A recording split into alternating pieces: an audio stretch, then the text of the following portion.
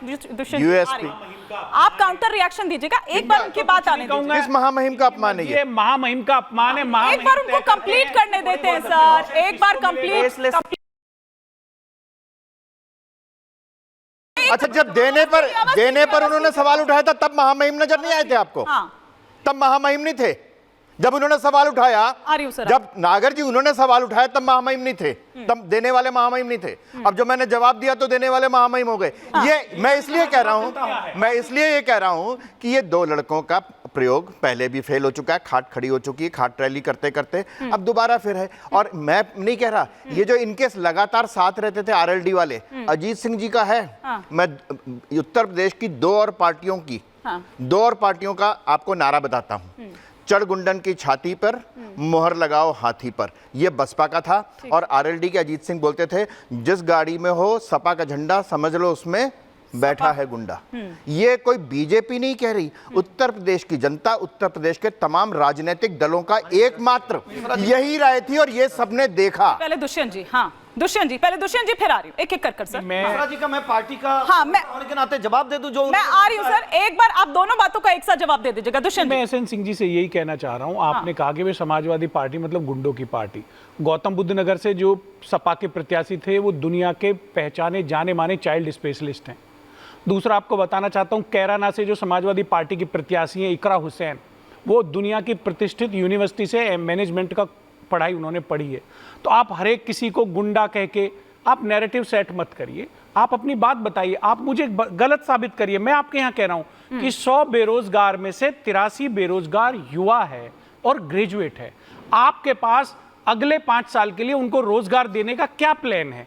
महंगाई जो खाद्य पदार्थ पे मैंने कहा है कि दालें बढ़ गई है, उसके ऊपर आपके पास में क्या प्लान है? आप ठीक है दुष्यंत जी, आपके सवाल के जवाब से पहले मैं एक उसमें ऐड ऑन कर देना चाह रही हूँ। धनंजय सिंह के लिए आप क्या कहेंगे? विनीत सिंह के लिए आप क्या कहेंगे? सुशील सिंह, मेरे ख्याल से ये दो नाम तो ऐसे है कि शायद कोई जानता भी नहीं होगा कि ये कौन है, लेकिन ये संत तो नहीं है एसएन सिंह जी? देखिए, भारतीय जनता पार्टी वो जाति और धर्म देखकर कार्रवाई नहीं करती है। 65,000 लोग हैं, गुंडा माफिया की बात हो रही है ना सर? उसमें विनोद सिंह भी हैं, उसमें कुंटू सिंह भी हैं। और भारतीय जनता पार्टी अगर इस तरह से कार्रवाई करती तो आज 35 साल का इतिहास नहीं बदलता। मूल्यांकन जनता करती है, जनता ने दिया। हमारे भाई ने 2 सवाल पूछा, मिश्रा जी ने भी 1 सवाल पूछा। मुलायम सिंह जी, जब जो सुबह अगर धूप निकलेगी तो धूप कहेंगे, शाम को बरसात होगी तो बरसात कहेंगे। मुलायम सिंह जी बहुत सारे अच्छे कार्य किए थे, उसको का जिक्र करेंगे। और मुलायम सिंह के लिए क्या कहेंगे एसएन सिंह जी? 10 सेकंड तो दीजिए, 10 सेकंड।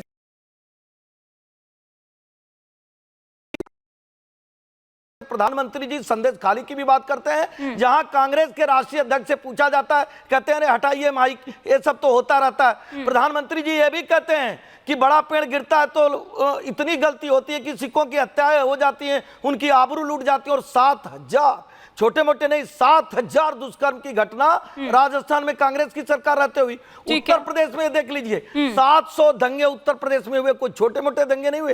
और 700 दंगों में सभी धर्म के लोग प्रभावित हुए। उसमें क्या हिंदू, क्या मुस्लिम, क्या सिख, क्या ईसाई। उस दंगों का कारण कौन था? समाजवादी पार्टी की सरकार। चौथा इन्होंने कहा मुलायम सिंह जी के बारे में, मैं कह रहा हूं आदरणीय मुलायम सिंह जी जिस चीज के लिए डिजर्व करते थे उस चीज को दिया गया। और मुलायम सिंह जी की जो गलती रही होगी उसको बार बार कहा जाएगा। एप्लीकेशन डाली थी इन्होंने, मुलायम सिंह जी, मुलायम सिंह जी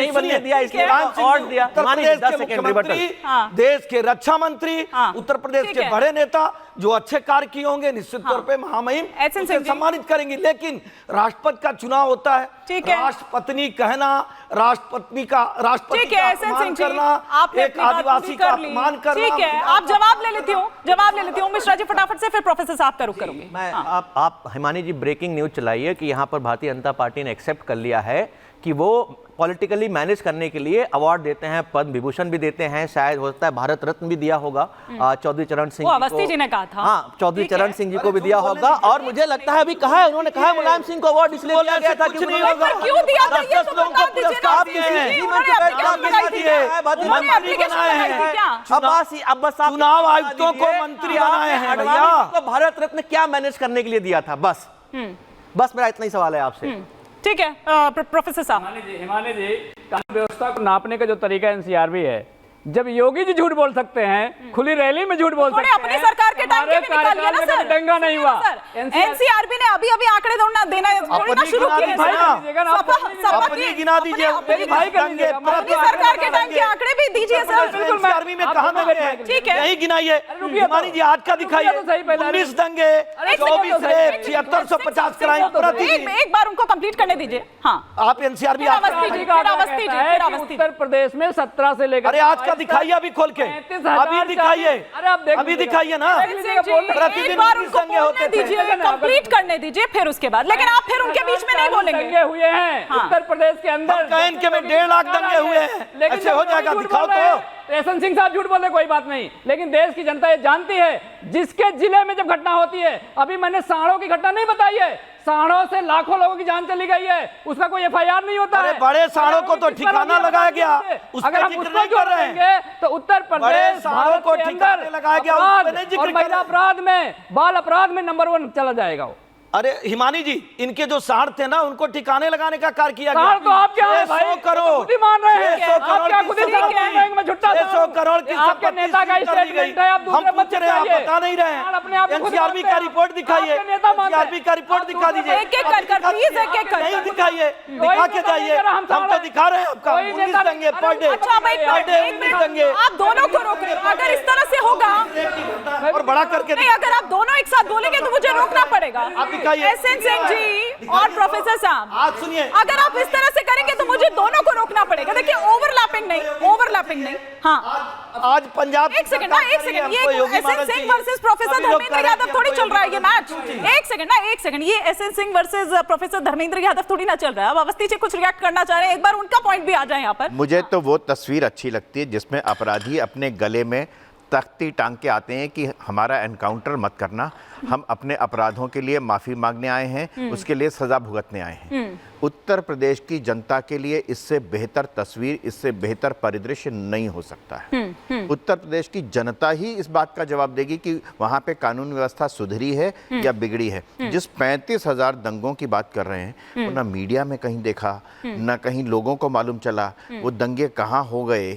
किसी को मालूम है क्या पिछले 5-7 वर्षों में? भैया मैं आपके बीच में नहीं बोलता ना, मैं आपके बीच में नहीं बोलता ना, करवा दीजिए। मैं आपके बीच में तो नहीं बोलता ना, प्रश्न है मैं आपके बीच में अच्छा, आपसे प्रश्न ले रहे हैं दुष्यंत जी, आपसे प्रश्न ले रहे हैं अवस्थी जी। एक सेकंड सर, एक सेकंड। इस बात का पहली बार नहीं है ये। उत्तर प्रदेश की जनता में आपका चैनल नहीं, जितने चैनल के रिपोर्टर्स गए हैं, बार बार उन्होंने कहा है कि उत्तर प्रदेश में सबसे बेहतर कानून व्यवस्था जब से योगी जी आए हैं। और न सिर्फ उत्तर प्रदेश में, बल्कि जहां जहां दंगा हुआ वहां के लोगों ने कहा है कि हमें योगी मॉडल चाहिए, हमें योगी मॉडल चाहिए। कम से कम इसमें कहीं कोई दो राय नहीं हो सकती कि उत्तर प्रदेश में किसी भी तरीके का दंगा, सांप्रदायिक दंगा, गुंडागर्दी, बदमाशी, अपहरण, रंगदारी, वसूली बिल्कुल बंद हो चुकी है। आपसे